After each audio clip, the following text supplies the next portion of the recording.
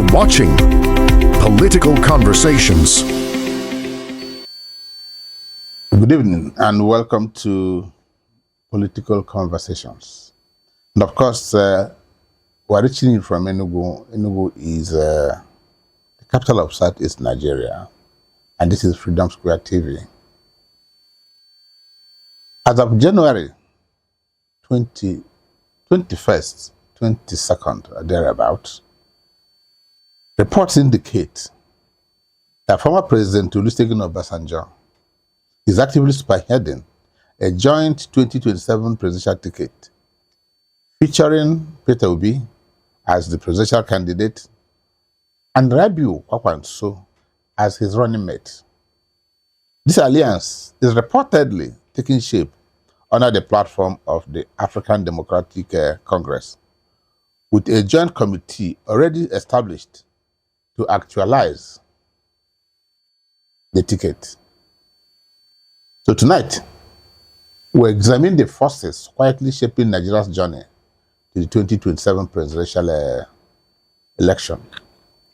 And of course, the idea of an Obi Kwankwaso presidential ticket has generated excitement, suspicion, and deep political calculation across the country. Supporters see it as a powerful alliance, Southeast meeting Northwest, reform meeting structure. Critics insist that such a politically disruptive ticket cannot emerge without elite sponsorship. It brings us to the heart of tonight's conversation. Is there a Godfather factor at play? And does former President Olusegun Obasanjo have an invisible hand in this political equation? Well, to have a conversation around this, we have been joined by a seasoned political public affairs analyst and a keen observer of Nigeria's power dynamics. He's a member of the Guild of Public Affairs Analysts of Nigerian State Chapter. Mr. Emeka Odom is our guest. Emeka, how are you? I'm fine, Chief. You're looking good. Good evening, sir. Perhaps I'm taking a cue from you. Okay. Welcome to Political Conversations. Thank you so much, sir. Well,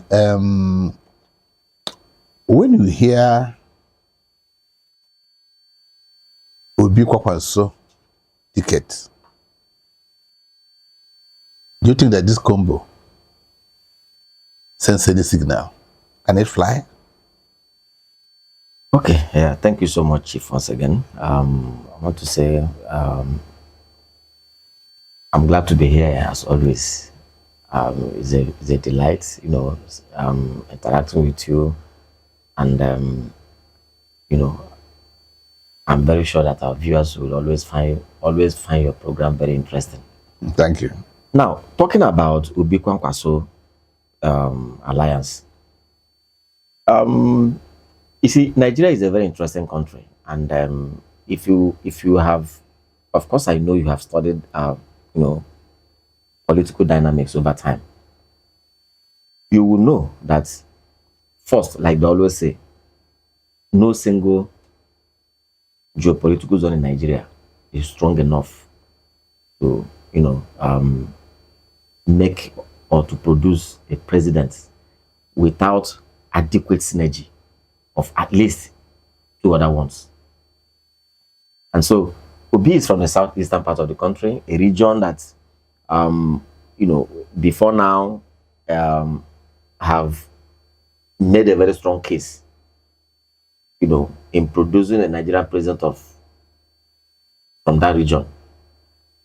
Kwankwaso himself is from the what you may call, I don't want to downplay any other region in Nigeria, but if we want to be honest with ourselves, as long as democracy is concerned with figures and numbers, perhaps, some critics some analysts will say the most politically powerful geopolitical region in Nigeria.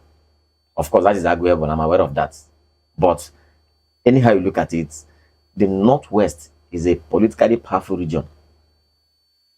This is the region that has produced, if you want to take a census of the number of presidents that this country has produced, whether as military or as civilians, they've had a very good share of it.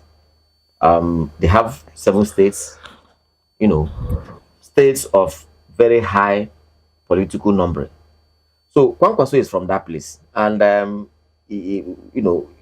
having this synergy as let's for now accept that equation to be a plausible. Okay. I should think that it is something Nigeria should look forward to. Something Nigeria should look forward to. Anyway, that also takes me to a matter that Nigerians do not want to hear anymore, and that is Godfatherism. How relevant is this in Nigerian presidential politics today? Some thought it had disappeared, or has it simply gone underground? Is it possible for any serious presidential candidate to emerge in Nigeria without elite backing? What actually called the Godfather? Okay, thank you so much. Yeah, I don't want to look at what is happening now. Again, also, let's for now, take this report to be the way things are. That Obasanjo is actually, the one that is fixing this alliance. I don't want to take that to mean Godfatherism. If you look at, if it's not Godfatherism, what is it? Yeah, I will explain why I said it is not Godfatherism. If you look at what has happened in various states, where perhaps outgoing governors have played a role in bringing their successors to office, then you will know and understand the basic difference. For instance, if you look at what is happening in Rivers State now, where the current FCT minister have come out in the public domain several times to say, I bought the form of almost everybody that contested the election. I sold his candidature. I endorsed him. I mentored him. I did this and that. I practically made him governor. And as if that is not enough, that story is very well collaborated by former governor of Ekiti State, Fayose, who has also said several times that when former Governor Mike introduced similar Ifubara to him, and he told him, look, today this is your God. And so if you put all of those stories together, you can now see what it means to have a godfather. But now just oppose it with this particular issue. I don't think it is the same. The reason why it is not the same is because I don't think Obasanjo, as a former head of state, will come to say, I mentored you, I bought the form for you, I did this, I did that. However, Godfatherism is not a one straight jacket idea. Yeah, certainly, but it comes in no, but we must be able to separate it between political assistance. Political assistance is something that there's nobody. Look at the former president of blessed memory. What's his name now? Muhammadu Buhari, who had made very frantic quest to become Nigerian's president for 3 consecutive times, and he never yielded any result. But he now sought the assistance and collaboration of another chieftain from another part of the country, who probably bought into his idea. They agreed, and he now sold him, to his own region, and eventually the votes came. So that is part of. So it's not easy for anybody to say, I want to be president without receiving an assistance from 1 or 2 people. But we must be very clear, to separate Godfatherism and political assistance. They are 2 different things. Okay, so if it's not Godfatherism, it's what they call elite backing. Elite backing is there because when you come to, whether we like it or not, whether we like the musical maestro, Oliver Deco, he sang a song. He said, see, these are realities of life. So some of these folklores that they used to sing a song, they didn't just emerge from the blues.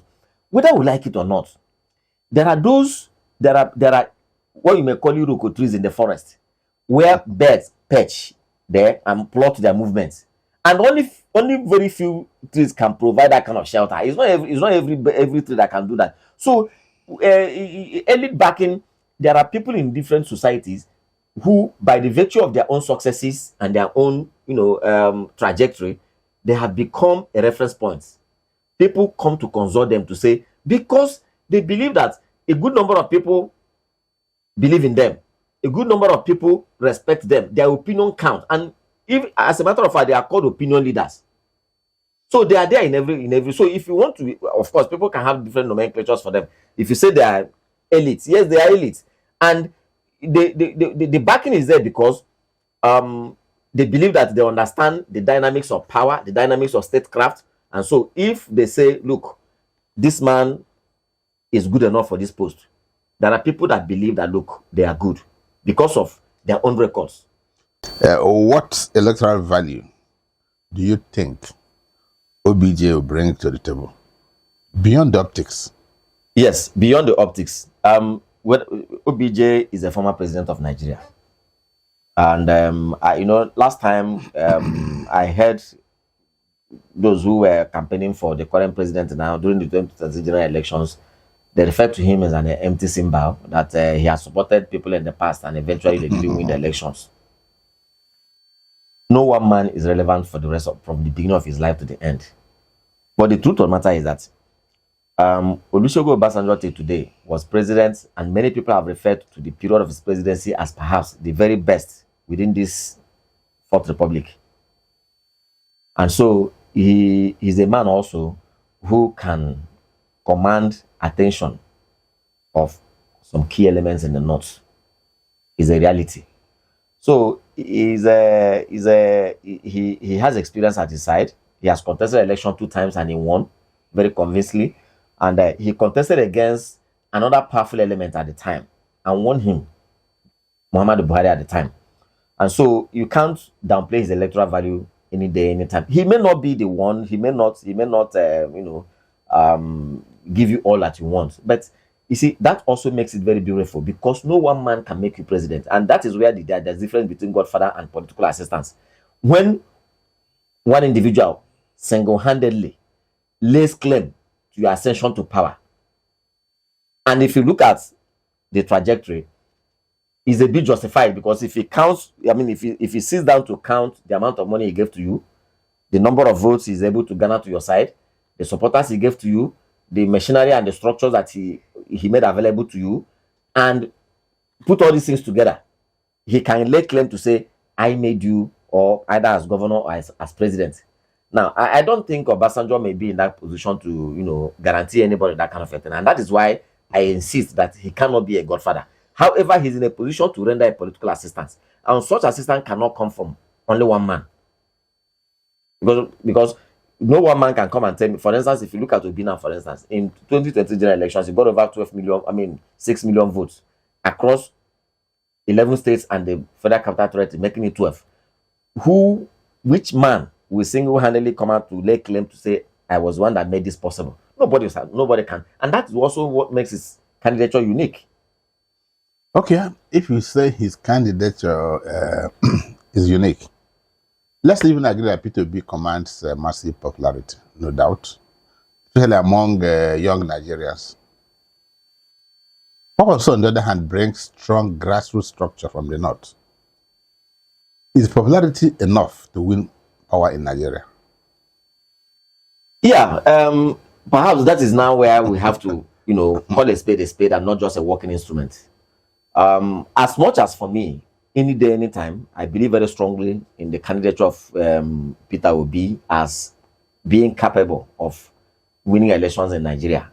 That is not to say that I'm not saying I'm going to vote for him, but I believe that his candidature is strong enough to win a presidential election when the right things are put in the right perspectives.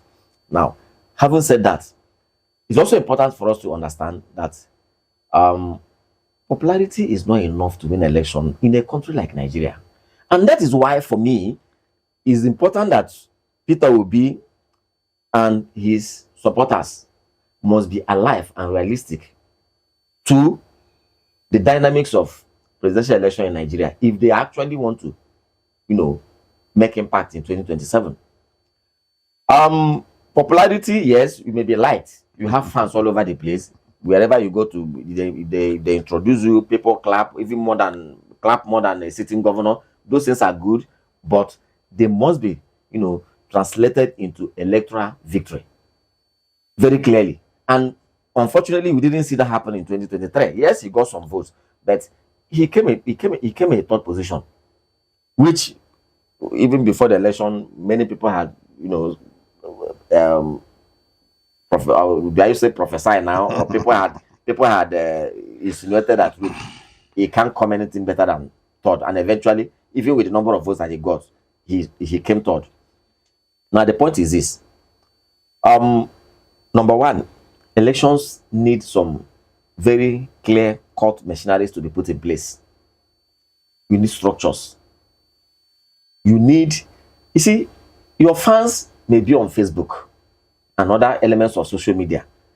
Your popularity may be so high. You recall that almost all the opinion polls that were done on social media prior to 2023 general elections, P2B won all of them very clearly.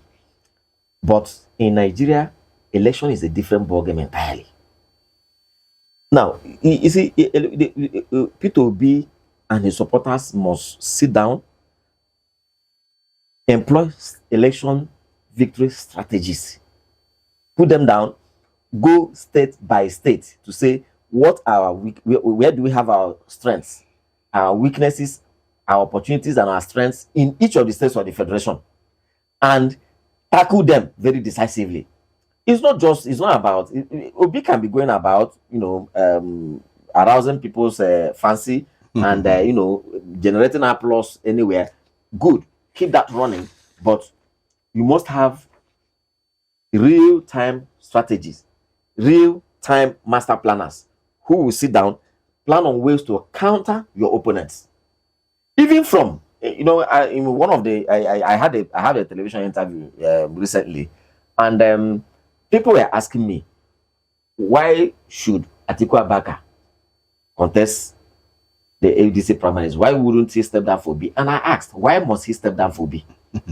You see, we just came out from Nations Cup. You can't become a champion of Africa without beating other champions for you to emerge the real champion. Obi in 2023 practically walked into the presidential ballot without major challenge. No primaries. No primaries. So he must begin by, contending with major forces within the party. Play the politics the way it is played at the party level. Talk to delegates. Meet them, not just on Facebook. You must find out who are the delegates, because the bulk of these people you talk to, who applaud you every day on social media, how many of them are delegates in the very first place? Because if care is not taken, he may end up not getting the ADC ticket, and if he doesn't get the ADC ticket, quite frankly, is a very what is he going to do? To decamp again, or people have looked at him as an itinerant politician, and the reality of the fact is that if you also look at his own trajectory, there's an element of itinerary in it. That is reality. So you must play the politics. If Atiku agrees to step down for you, well and good, but you should be able to go and square the current president now. How to fight out APC ticket with 18 others. Yeah. At the nomination ground. Yes, some people stepped down, but you think they just stepped down? A lot of others would have gone under the bridge before they stepped down. So Obi should be able to do that. When you made from that fight victoriously, then you can now say, yes, we have round one is gone, so we can now go and meet the other big masquerade at the main election itself. So all this whole idea of and finding an easy way out, probably moving into a party where you not have a major contender in the primaries, for me, I don't believe in it, quite frankly. Okay, you don't believe in it, but a lot of other people may as well believe in it. There's this issue, and that has to do with using ADC as a political platform. You just mentioned it. If you ask me, and many people will agree with me that ADC was essentially formed by Atiku.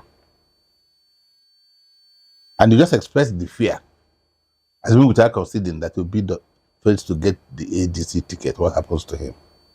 But just today, a high court in Abuja said that the Nadi Usman label is the authentic one, and is asking INEC to do what?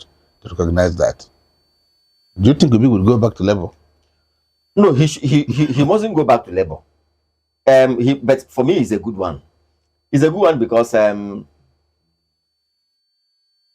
when you go into an election, having 1, 2, 3 other 4 parties come out to say, look, for this particular election, we are going to support so and so candidate of so and so party. Is not out of place. It's not out of place. It can happen.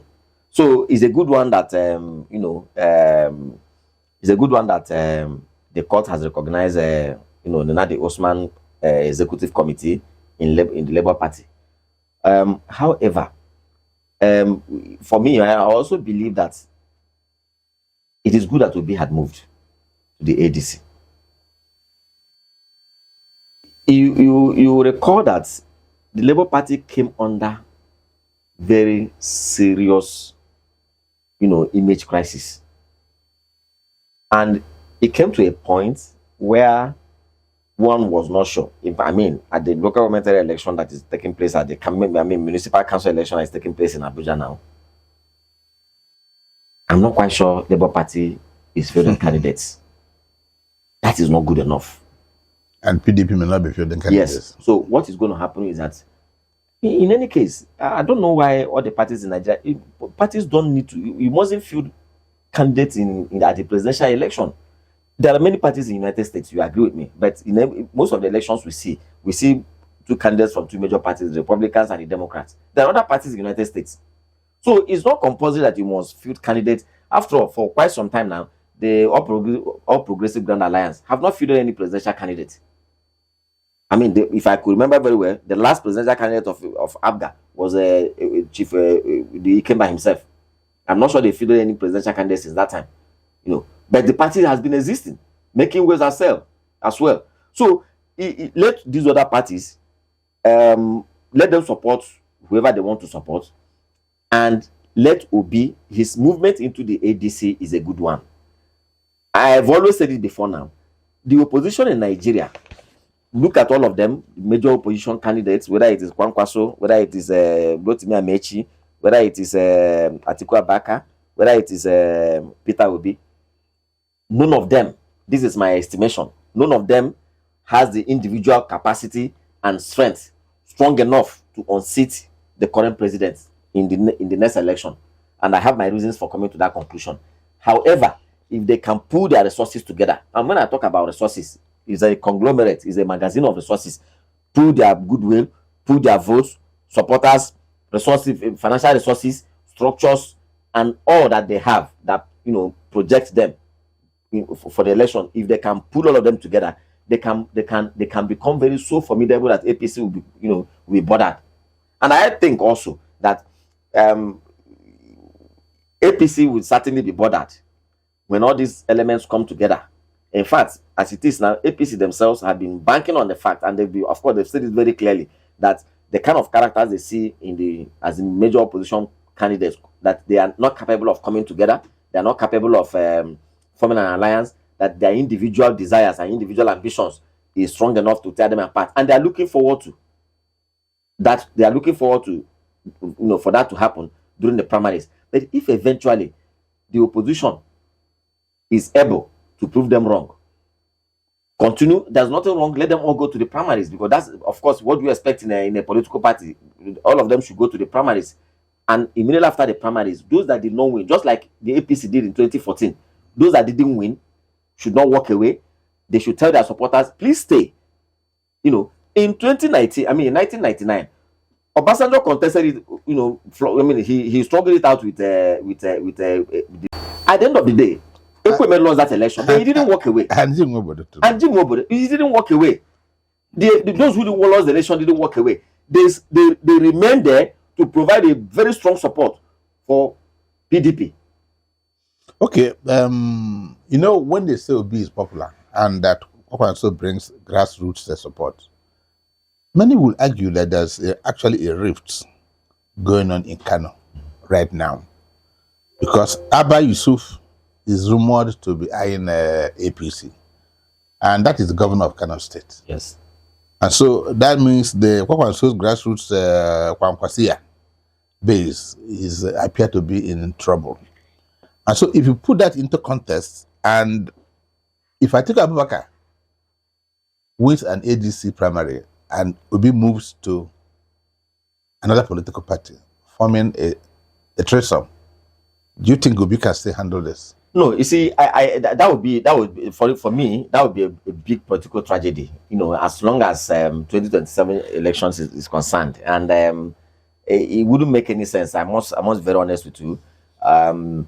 If Obi loses the ADC ticket and decides to move again, well, his supporters may encourage him to move, but I don't think it will be to his political advantage, quite frankly, and he should think very deeply about it. And I don't think it will be to his political advantage.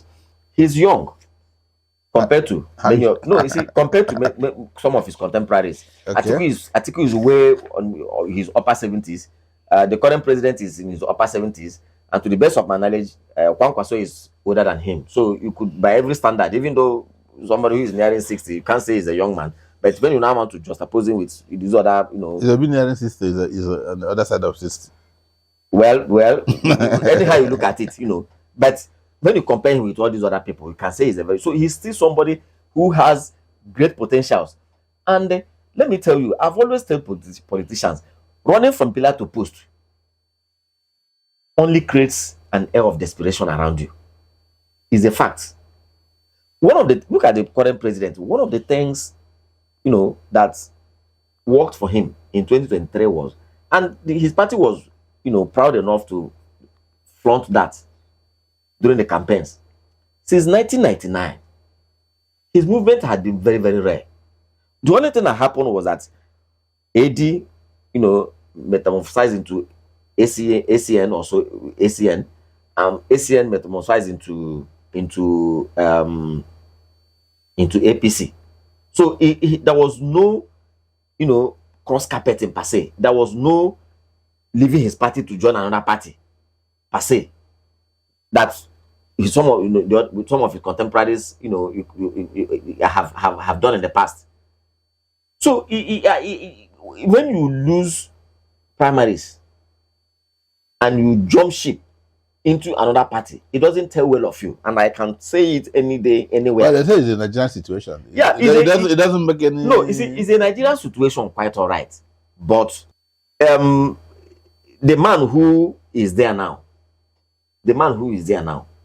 he didn't do so, and it's working for him. He didn't do so, and it's working for him. Now, I sat down here earlier on and I made reference to Ekweme. In 1999, Ekweme would have jumped ship if he had wanted to. He did it. Yeah. He came back again in 2003. He also contested, and of course, you yourself, you are a master. You've been at the forefront yourself. You saw the politics of the Ego Square in 2023 when the Tommy Kime was the chairman of the campaign committee. The Obasanjo, Ekweme, and you saw the politics they played by the number of delegates, voters, ballot paper, and all the rest of them. So that was a technical rigging at that time. Yet Ekweme did not walk away. He didn't walk away. Well, the issue of defection, maybe we'll come to it later. But there's this pledge by Obi, and it's causing trouble.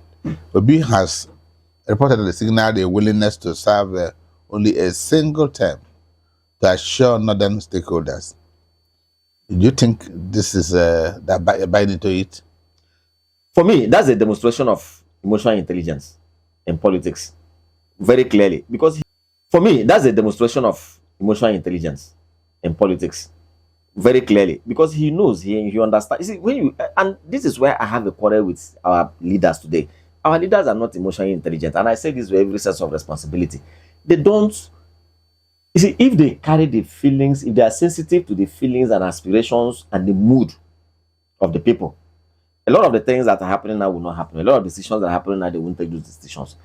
Obi himself has known that, the North-South political sentiments that we have come to live with in this country as it is today allows a rotation, even though it's not in our constitution, but it has become it has become a way of life, a way of, political life that everybody have come to accept.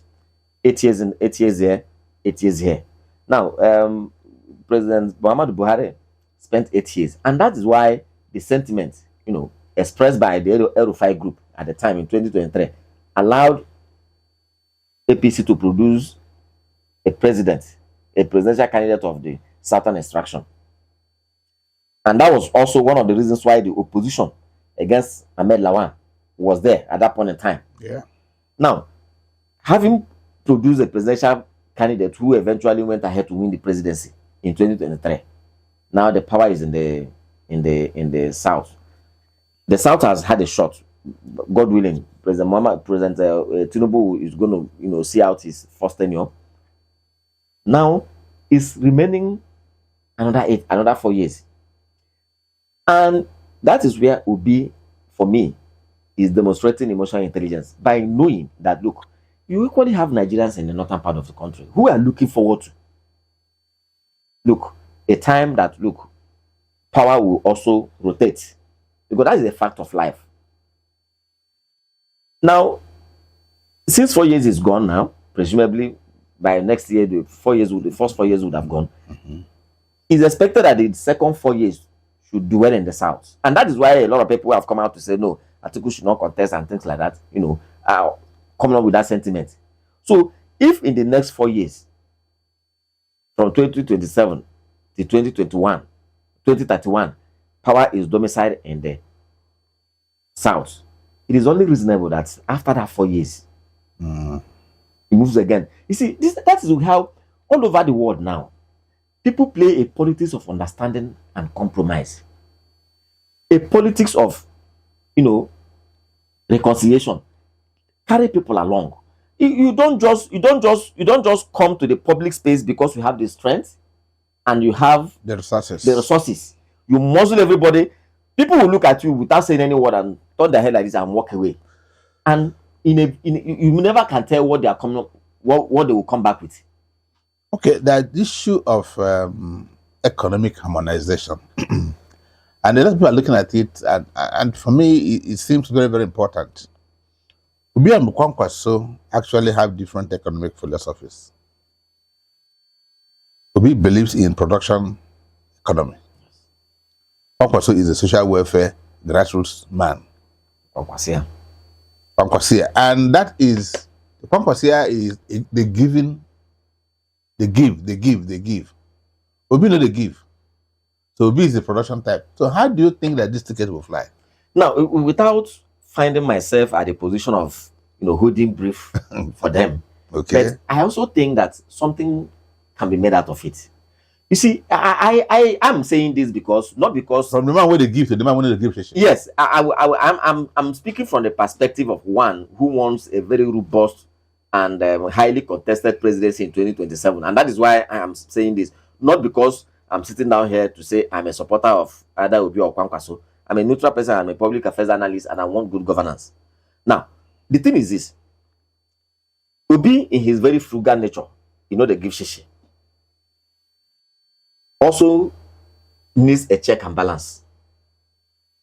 And so, the man who believes in a very welfarist tendency could provide that check, and the man who himself is a welfarist person in nature. So the frugal man can also be a kind of checks and balances. So if you look at the two together, you find out that it's a negative and positive that is coming to produce light. You think it can fly? Yes, it can fly. Part of the challenge we have had in this country is that before now, we seem to have been a welfarist state without limit, to the extent that is the whole argument against those who removed subsidy. Is that if you look at it, that's actually the philosophy. That's the philosophical profundity behind the removal of subsidy. That government can continue to be subsidizing. Subsidizing people's way of life. You go to toilet, they subsidize it. You go to see your girlfriend, they subsidize it. You buy for her to go and play tennis, they subsidize it. The government can continue to that kind of welfarist tendencies is no longer sustainable. Isn't that the spirit behind the removal of fuel subsidy? Yep. So if you look at Nigeria over time, it looks as if we have leaned too much on the welfarist perspective. So someone like Obi with his own worldviews, coming with a certain element of frugality, can also be, a good touch. He can provide a Midas touch. However, I also believe that frugality must also be checked. It shouldn't be driven to a point. I will also give you an example. In 2015, when President Muhammadu Buhari came to power, of course, I was an editor in one of the national dailies then. There was this story they brought to the newsroom one day. They said Christmas was approaching, and whether it was a joke or it's a reality, but it represented the body language structure, the body language, that we had at that time. They said the civil servants were expecting the president to sign off on, the usual Christmas bonanza. So, and nothing was happening. And they brought some memos for the president for millions of bags of rice that will just be shared to people, and the president says, Kai, is that how people have been doing in this country? That is the reason why this country is the way it is. So that whether it was a joke, but you see, that tells you that the country has so much, and even at that, even his own frugal nature, because at that point in time, he also brought some elements of frugality, which of course that as time went on began to win. It began to win until it relaxed back to what it used to be. That initial frugality at that time didn't speak well. It also kind of sent some signals, and people said, don't tell me that this is how this is going to be for the next when this man is going to be here. So he is a frugal man and a welfarist man. Two of them coming together will act as a checks and balances to each other. Okay, two more questions before we just maybe call it a day. Obi has already decamped. Kwankwaso is yet to decamp. Yes, that's not a problem. Why is it a problem? You see, the reason why it's not a problem is because I'm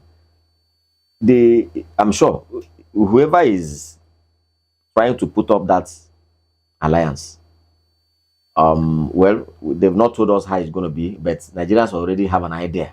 Given the 2023 general elections, we already have an idea. Even though, from what I heard from the news, that Kwankwaso said he's open to work with Obi, either as a their own mate. He was also, but so in this case now, so the heat is on the major character himself, and so if the table is well led and things are arranged. And beyond that, if you look at the politics of Kano, what is happening in Kano State now, the Kwankwaso had probably had his own, time of being lobbied to join the APC, which eventually probably didn't work out. Yeah. And so, he said recently, it was reported that he said recently that it's not as if that he refused joining the APC, but he came with the terms which the APC was not prepared to grant. Remember that the former APC chairman is an arch rival of a man he probably brought into politics, and of course, what is happening between them now. And that reminds me, when you come to Kano State, yes, the Kano State governor right now is touted to, be on his way to APC, but in every movement, there's always a leader. Today, who is the leader of the Kwankwaso in Kano? That is where the question is. And even the governor himself, and if the governor is so confident that when he moves into the APC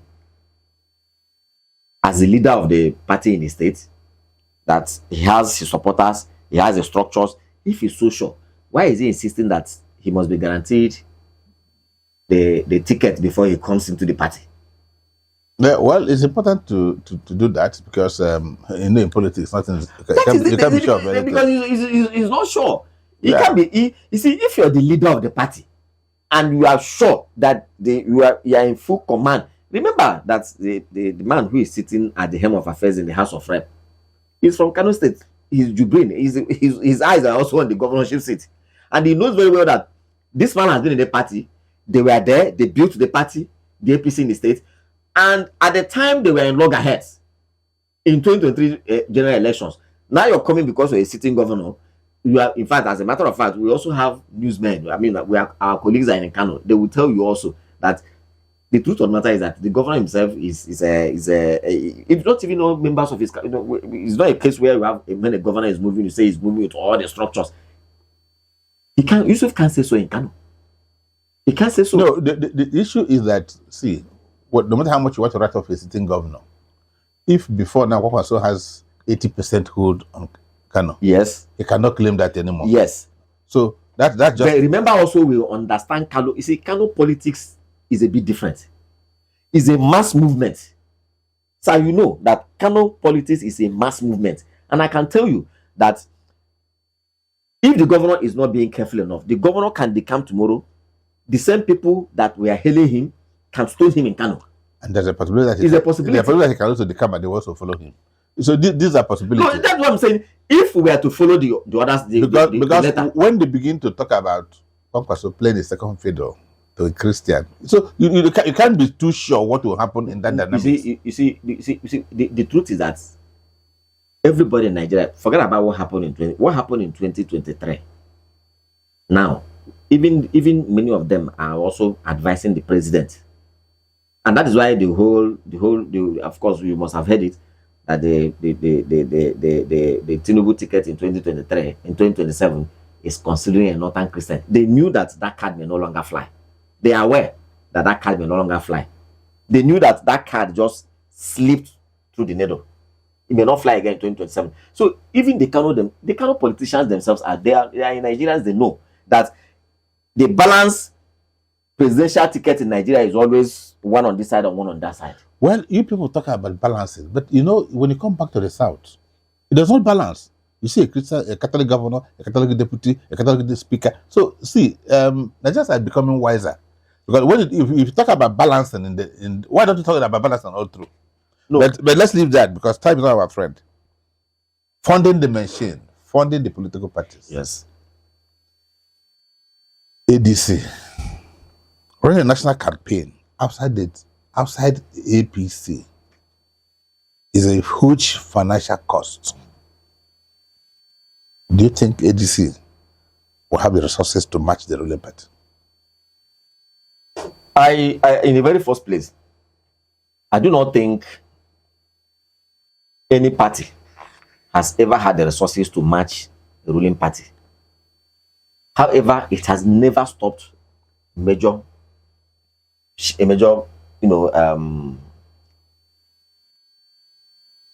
paradigm shift. Give me one example. Numerous examples. Buhari, who actually won? In 2023, I mean, let me go back in 2014. In 2014, PDP was in power with good number of governors who now defected. Even after the defection. No, in fact, when they defected, see, that's where the issue is. Yeah, even after the defection, yes, you may push back by saying that the APC that won also have some governors. I agree with you. And now the opposition governors have all gone to APC. That's what I'm saying. I will still come to that. But see, I want to establish the fact that no opposition party has ever had the kind of resources the ruling party has. In 2015, APC had that. No, they didn't have. They had something, but you cannot say they had. Remember, both Senate presidents, most of them all decamped to. No, the Senate president was not in APC in 2014. I said most of those people decamped. But the truth of matter is that PDP was in power at that time, and we don't just talk about the resources, or rather, well, when you say resources now, let it be an open-ended resources, including the machineries of office and every other thing else, yes, the power of incumbency. So no opposition party will have enough. However, that does not stop the opposition from pushing further. Now, let me jump to 2023 general elections. We just talked about Peter Obi here now, who never had any sitting governor anywhere, who never had any local government chairman, no senator, no House of Rep, no commissioner. He did fight an incumbent. But eventually, he fought an incumbent party. No, he was not fighting an incumbent. No, but you can't write it. There are two different things when somebody is leaving office. Yeah, election is. I've been in politics. I know. When you are leaving office, you don't commit the same resources. I know. To when you are the incumbent. I know. But when you are the one bringing out the money. Yes, that is correct. Nobody will argue about that. But remember also remember also that many people that were in government working for APC at that time were part of Tinubu's campaign team. Many people that were still in government working, they were top government functionaries. Kemo, that was the spokesman of the campaign team, was a minister. I know. When you talk about resources, you don't talk about ministers. No, but when you say structure, when you come to say now this man has let me give you an example. What are those let me give you an structures? example with Enugu State. In 2015, 2023. Yes. There's ambivalence about those in Enugu as sitting governor. There's ambivalence. They were not supporting the PDP person. So they didn't bring the resources of the state to bear. Today, for example, in Enugu, the incumbent is not ambivalent. Okay. The incumbent is saying, vote for me and vote for Tinubu. Yes, now see, he has all the local government people saying, vote for me and vote for Tinubu. I agree. He had all the members of the House of Assembly saying, vote for me. Members of the House of Reps, all the senators. That was something you did not see in 2023. I agree with you. That point is made. Take that back to Imo. Take that back to Anambra. Yes. Take that back to Ebonyi. Yes. That point is made. But I want to so also, that the huge resources. I also want to ask a question. Yeah. Sir, you know the powers and the influence of a sitting president. If Muhammadu Buhari had wanted to stop Tinubu from becoming president, do you think he could have done it? He didn't have the capacity. He could have, but he didn't have the capacity. See how Tinubu became a candidate. That's a conjecture. No. Tinubu was not his candidate. No, it is a conjecture. It is a conjecture. If Muhammadu Buhari had wanted somebody else. That's what I'm saying. Some people are empowered, they don't have the capacity. Yeah, but if he had wanted somebody else, he tried. It's a conjecture. People just okay. assume. Can I tell you that this he wanted. before I get back to question? Do you know that it's the man that makes the office, not the office making the man? And be in power, have all the powers of the office, but you don't know how to use it. No, would you say Muhammadu Buhari never knew how to use No, he was not. the powers of the president? Okay, let's go back. Just briefly, go back to the reverse. There's a governor there who doesn't know how to use his powers. so that's just one example. In the same office he's occupying. I wouldn't want to say similar. The same office he's occupied that Wike occupied.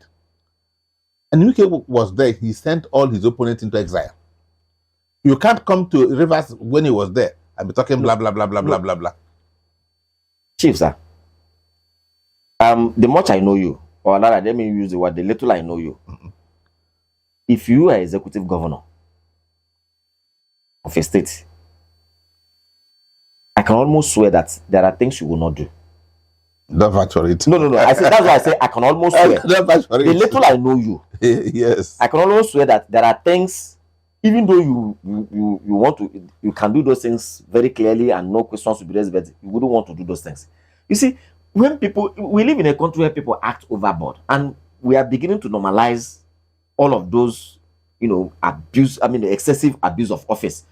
Now, I don't want to assume that, yes, many times we talk about Fubara as the governor of Rivers State, that, of course, I have my own issues. There are ways I think he's a very calm young man, but he's not a violent man. He may also have his own approach to things, which may, you see, because they say the end, some people believe that the end justifies the means. If at the end of the day, the way things may eventually turn out to be, some people will say, okay, now understand why the man decided to follow this route. Mike can always be Mike. He will be, after all, a young military officer we stood him in Abuja. What did he do? No, they're not the same thing.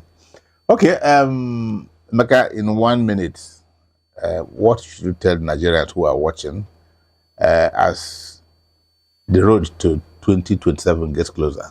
Yes, I want to encourage Nigerians, because Nigerians should not lose faith in the system. You see, we all have a responsibility to fix Nigeria at our different levels. Whether you're just a student who is of a voting age, you're a civil servant, you're a private businessman, you are in the village, whoever you may be, we all have a role to play. Even if there's nothing else again we can do, is ensure that when it is time to choose our leaders, we go and vote. We are running a democratic system of government, and what the beauty of democracy is that it affords us the opportunity to choose out of multiple or more than one options. So as a lover of as a Democrat and a lover of democracy, and somebody who looks forward to good governance in Nigeria, I wouldn't want a country that when it is time for election, I only have one major candidate to vote. If I don't like him, whether I like him, I should be able to be offered the opportunity of multiple choices. That is the beauty of democracy, and that is why for me, I want ADC, I want Labour Party, I want all the other parties to work, PDP, let them work, so that in 2027 we will have a very robust contest. Whoever emerges as the president will know that, look, if it doesn't do well, there are people who are waiting in the wings, just like they do it in the United States. And that is why the country is the way it is. So I encourage everyone, please, let's continue to have faith in Nigeria. Nigeria will be better. Thank you so much. Thank you very much, Emeka Odom, for sharing your insights. It's been quite entertaining having you this evening. Every point you give it a punch. Every discussion you came out very strong. Well, behind every alliance are negotiations. Behind every ticket are, of course, interests. Behind every movement are power brokers. The faces may change, but the forces remain. Well, while I ask our viewers to join us sometime next week, please always remember to comment, like, and share our video. Because you never can tell, there will be a friend of yours who is somewhere who may want to benefit from it. So this is where we call it a day today, and thank you for being part of this. I'm still your host, Uchenna Serilanioke. Good night.